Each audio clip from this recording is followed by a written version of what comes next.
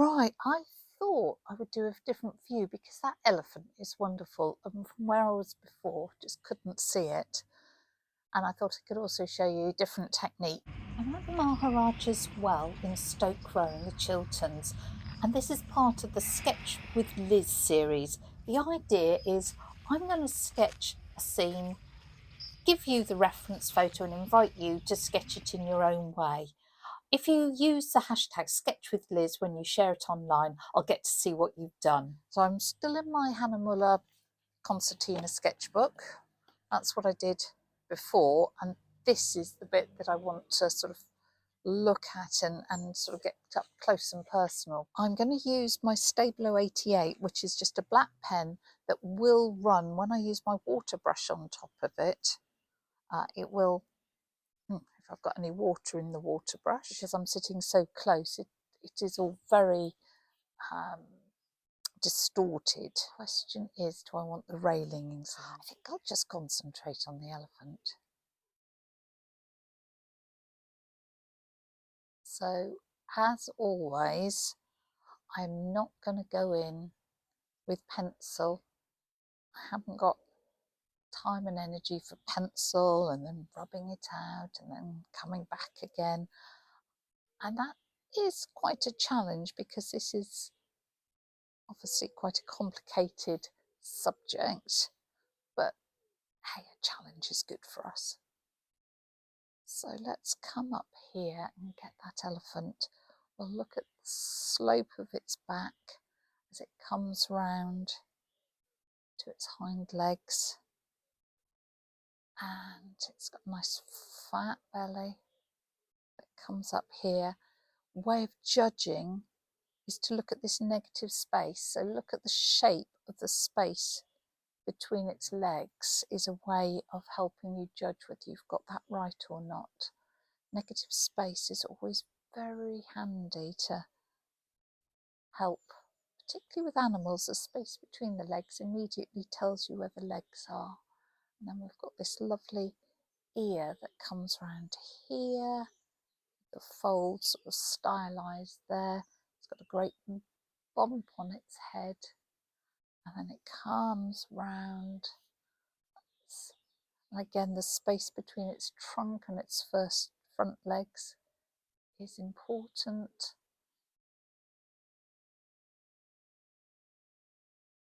And then we can come round here like this. That very important tusk coming out here, and this tusk being foreshortened there. I wonder if they brought artisans over from India to actually do this. Maybe the elephant was imported from India because it's sort of very stylised, and a British artisan wouldn't know what an elephant looked like, would it? So I wonder, I'll have to read up more history and find out about that. So we're underneath it and we can see the bolts where its legs are bolted on. And then we've got, oh, I haven't lined that up very well, have I? Like this. And then we've got the back of the well machinery comes there.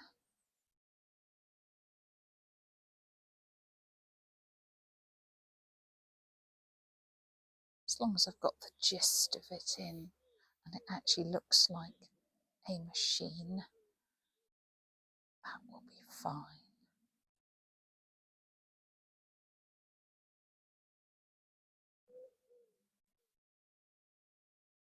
So I'm sort of coming around here. Won't get too caught up in detail because what I want to do is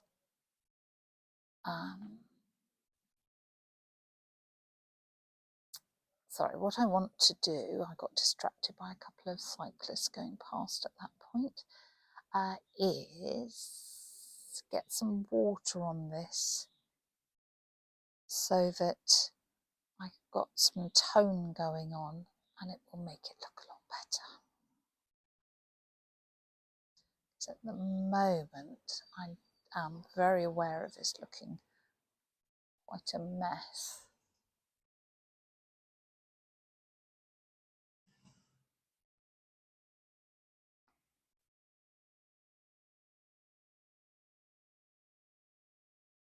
This is quite a challenge to do freehand, so I'm not sure whether all the circles will actually meet up with where they should be. Well, they might be actually, because that bit, oh, actually that's surprisingly kind of where it should be. It's a miracle, isn't it? Don't worry, but say I've got options. And this comes down here, and again, if you look at this sort of shape, it will help you know whether you've got it right or not. Don't think this should be a bit more central, and that gives me a good opportunity to show you that this pen and this type of sketching is actually surprisingly forgiving.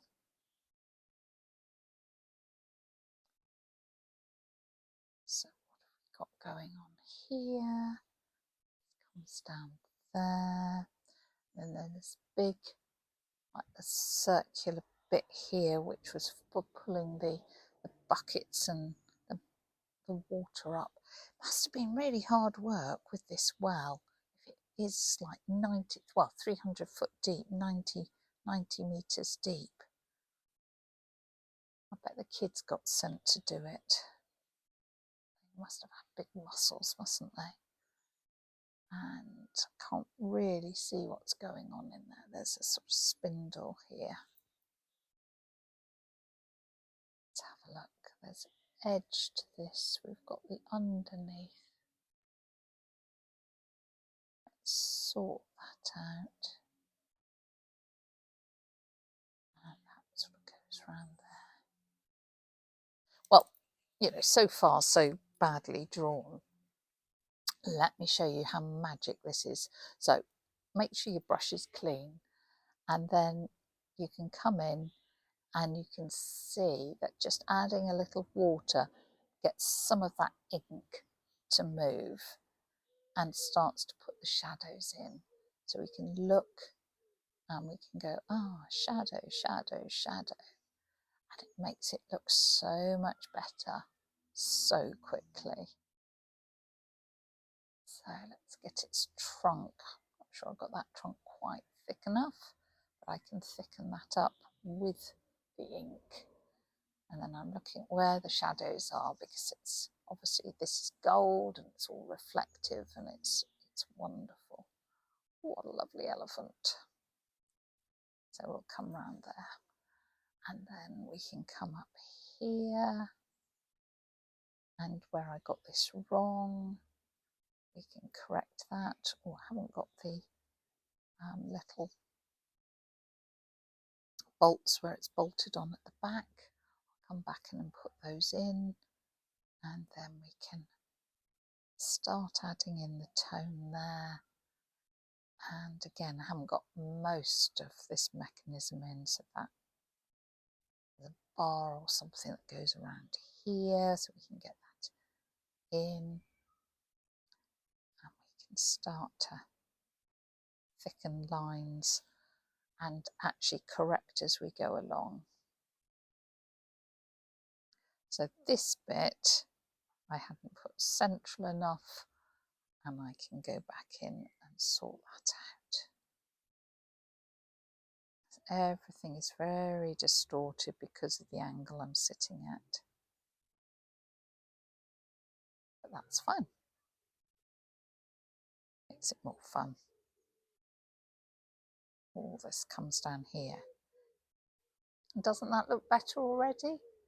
So while that's drying, I could think about putting some of the underside of the dome if I was feeling quite adventurous. So that's the dome there, and then you've got sort of the hexagon bit here, and then you've got some of the cutout and tracery, and that's then a straight line there. And I do want to get this pattern of the intersecting circles there. This is the sort of rear of the plaque that's got the dates on and things like that.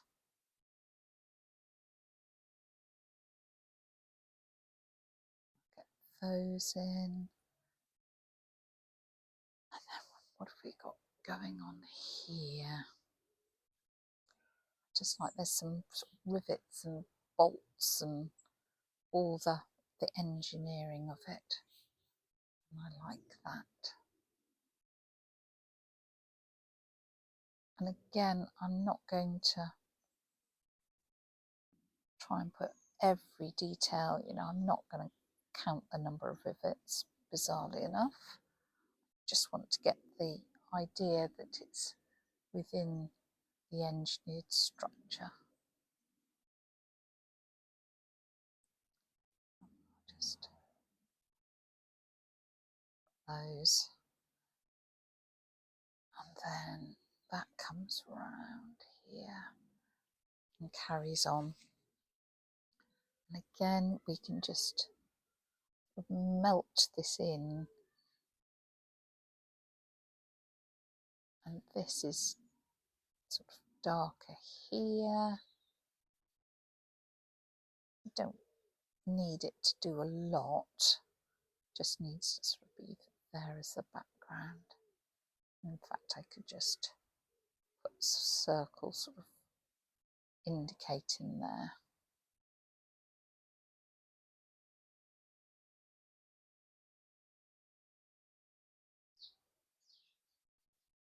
Right, is that's pretty much dry, I think. So let's come back under and put in a little more detail here.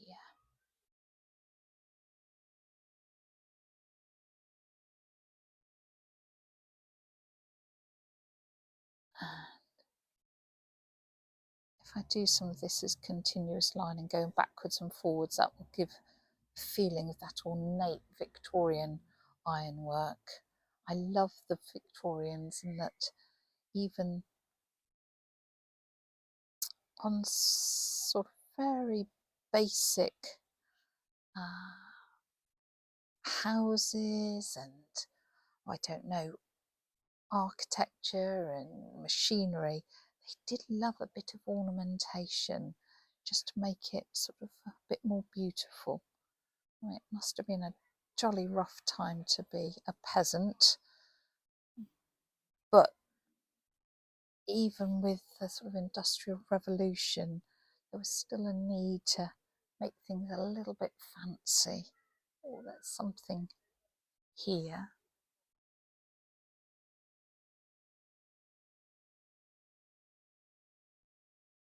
I don't know what that is, but I've missed it out. There's a wonderful cog, huge cog, must have been where the handle was, with sort of teeth that I would like to get in. So again, no need to count the teeth, but let's make it look like a big cog, just so that we know that there's some sort of winding mechanism there. And then there's something behind it. Again, I really can't quite see what it is, but doesn't. That's sort of what it actually is fairly irrelevant. Just want some complexity to show that this was, you know, these are the Victorians who had discovered engineering principles and they loved making things work and automating them, and they saw it as sort of making everything better and more efficient. It must have been such an exciting time. So scary too if you weren't a skilled person and you saw your job being automated out of things. know, there wasn't any welfare state. You became the poor of the parish and got put in the poorhouse. Anyway, I will not over-romance. This is a romantic story.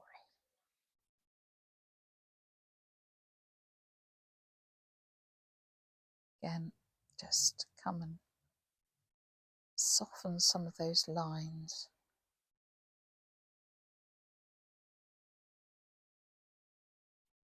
And we're getting that sort of feel of what's going on.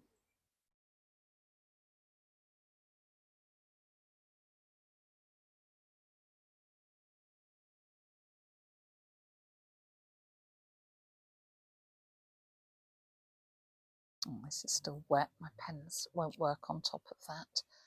It's one of the downsides of this sort of technique. Now, if you want deeper shadows, which I will want, what you can do is scribble on something impermeable, non-absorbent, and then pick the ink up from there, but I'm not sure what I've got to hand that I can possibly use.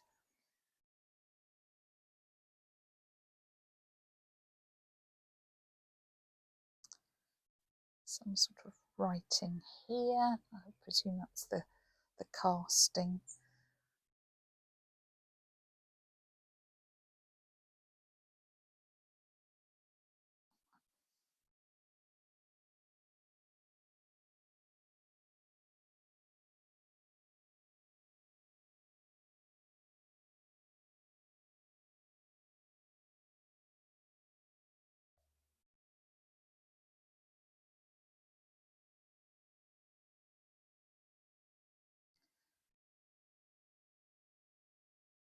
Ah, I've just spotted the handle. Just working out the handle is actually my side. It's down here right at the bottom that sort of joins onto this spindle, moves some sort of cog that then connects with this wheel. Ah, I see, I'm starting to work out now what's going on.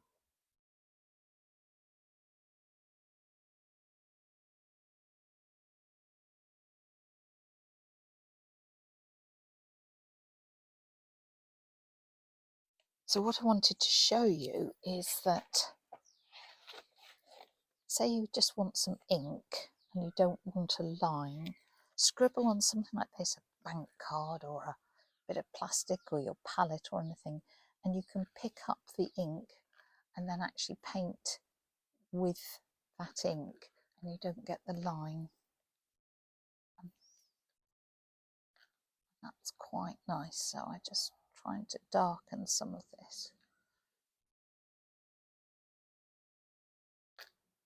Like the shadow under that ear.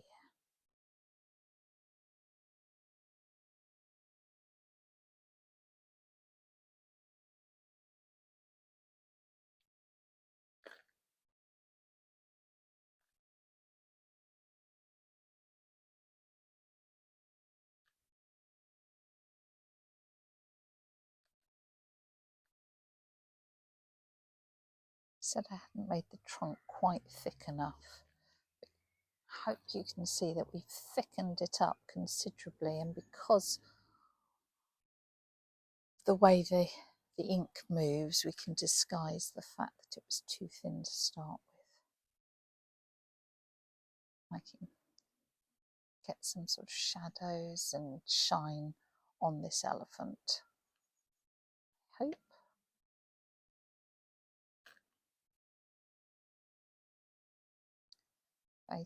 Without making it too stripy.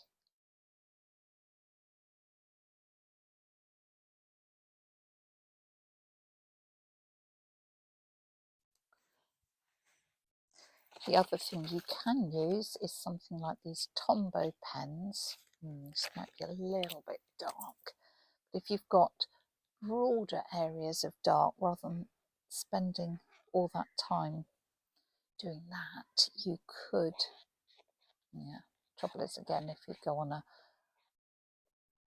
wet area, it doesn't like it, but could use this and darken areas.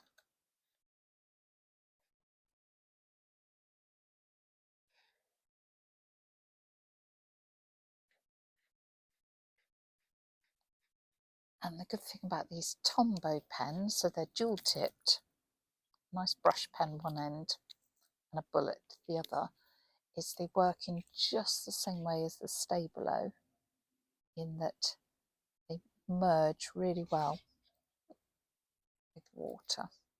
Yep, so look, so you can get rid of the fact that it was a pen mark and make it look far more watercolory.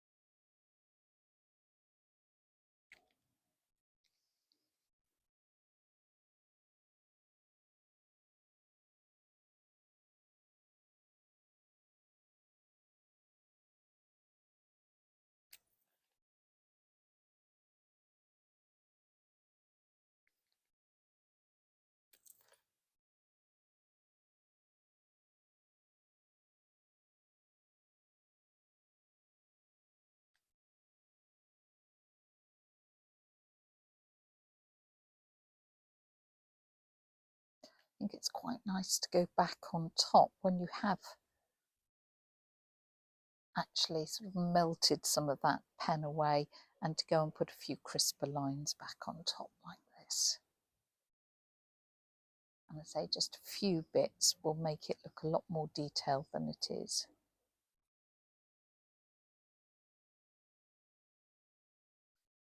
The lovely huge sort of bolts and cogs and goodness knows what. So the question is, does it need much more than that? I think what it does need is just an indication of the dome above it. I'm observing carefully, I hope, which way those go, just to give a feeling, say, of that dome above it.